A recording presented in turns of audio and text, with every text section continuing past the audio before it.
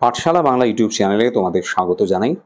আজ ক্লাস 6-এর একটি কবিতা, কবি অমিয় চক্রবর্তীর পিঁপড়ে, এই কবিতাটি নিয়ে বিস্তারিত আলোচনা করছি এই ভিডিওতে। প্রথমে কবি সম্বন্ধে কয়েকটি কথা আলোচনা করি। কবির জন্ম 10ই এপ্রিল 1901 খ্রিস্টাব্দে। তার জন্ম হয়েছিল হুগলি জেলার শ্রীরামপুরে। তিনি মারা গেছেন 12ই জুন 1986 খ্রিস্টাব্দে। একজন বাঙালি সাহিত্যিক ও শিক্ষাবিদ, বিংশ শতাব্দীর বাংলা সাহিত্যের অন্যতম ব্যক্তি তিনি। পদ্মভূষণ, সাহিত্য একাডেমি প্রভৃতি পুরস্কার তিনি পেয়েছেন। কবিতা, প্রবন্ধ বিভিন্ন ধারায় তিনি লিখেছেন। রবীন্দ্রনাথের সান্নিধ্য তিনি লাভ করেছেন, কারণ রবীন্দ্রনাথের তার জন্ম হয়েছে 1901 খ্রিস্টাব্দে, রবীন্দ্রনাথ মারা গেছেন 1941 খ্রিস্টাব্দে। রবীন্দ্রনাথের সান্নিধ্য তিনি লাভ করেছেন। তিনি বিভিন্ন ধরনের গ্রন্থ লিখেছেন। তার মধ্যে অন্যতম হলো, কাব্যগ্রন্থের মধ্যে অন্যতম হলো উপহার, খসড়া, পারাপার, পালা বদল, ঘরে ফেরার দিন ইত্যাদি। আজকে যে কবিতাটি পিঁপড়ে, একদম নিতান্ত ক্ষুদ্র একটি কীট বলা যেতে পারে। কীট পতঙ্গ গোত্রের একটি প্রাণী, ক্ষুদ্র প্রাণী, যাকে হয়তো আমরা তেমনভাবে গ্রাহ্যই করি না। আমরা পায়ে হাঁটার সময় কত পিঁপড়েকে অগ্রাহ্য করে হয়তো পাড়িয়ে দিই, ঠিকভাবে আমাদের চোখেও পড়ে না। এমন একটি প্রাণীর প্রতি সহানুভূতি, মমত্ব, ভালোবাসা, মানবিকতার একটা দৃষ্টিভঙ্গিতে কবি এই কবিতাটা লিখেছেন। আহা পিঁপড়ে, ছোট পিঁপড়ে, ঘুরুক দেখুক থাকুক, কেমন যেন চেনা লাগে ব্যস্ত মধুর চলা। কবি বলছেন আহা পিঁপড়ে, এই আহা শব্দটি অর্থাৎ তার প্রতি তার ভালোবাসা, তার হৃদয়ের অনুভব প্রকাশ করছেন কবি আহা শব্দের দ্বারা। তাদের দেখে তার দুঃখ হয়, কষ্ট হয়, তাই তিনি আহা পিঁপড়ে বলেছেন। ছোট পিঁপড়ে, পিঁপড়ে তো ছোট, তারা ঘুরুক দেখুক থাকুক, তারা পৃথিবীতে থাকুক, তারাও পৃথিবীতে সমানভাবে পৃথিবীটা দেখার তারা দাবিদার। কেমন যেন চেনা লাগে ব্যস্ত মধুর চলা। তারা যেভাবে চলছে তার মধ্যে একটা ব্যস্ততা আছে। তারা সারিবদ্ধভাবে একটা পিঁপড়ের পেছনে আরেকটা পিঁপড়ে লাইন ধরে সংঘবদ্ধভাবে তারা কিন্তু এগিয়ে চলে।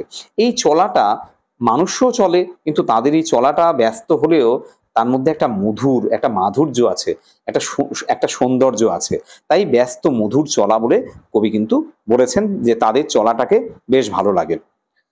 কেমন যেন চেনাও লাগে, অর্থাৎ কারোর সঙ্গে হয়তো তার এই ছন্দবদ্ধ চলাটাকে কবি হয়তো তুলনা করেছেন কারোর সঙ্গে।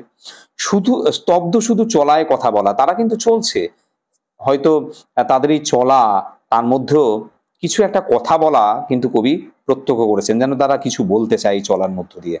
আলোয় গন্ধে ছুঁয়ে তার এই ভুবন ভরে রাখুক।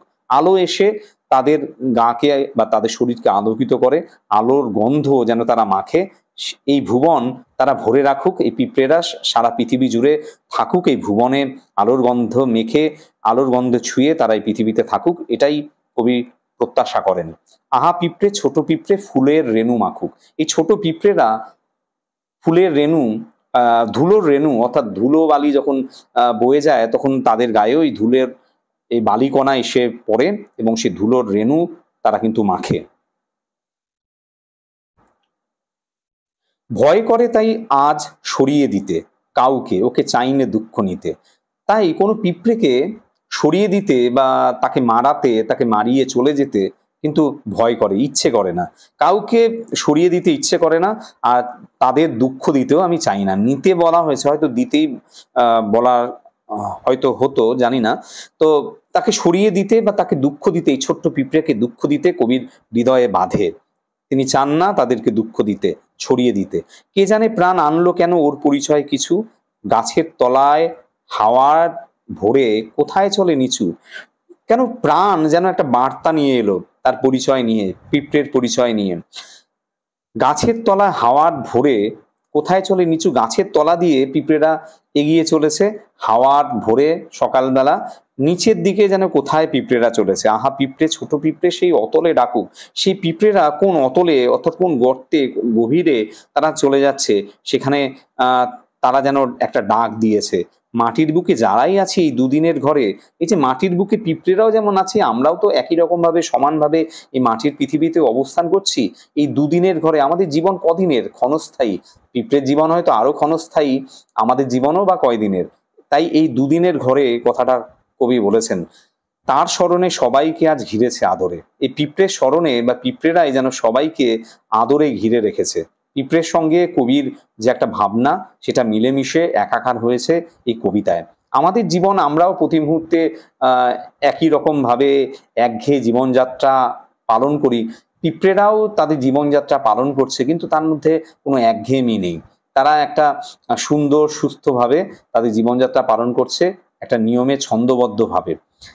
তাই মানুষের জীবন আর পিঁপড়ের জীবনের তুলনা টেনে এই কবিতার পিঁপড়ের প্রতি যেন একটা সমবেদনা অনুভূতির সঞ্চার হয়েছে কবির।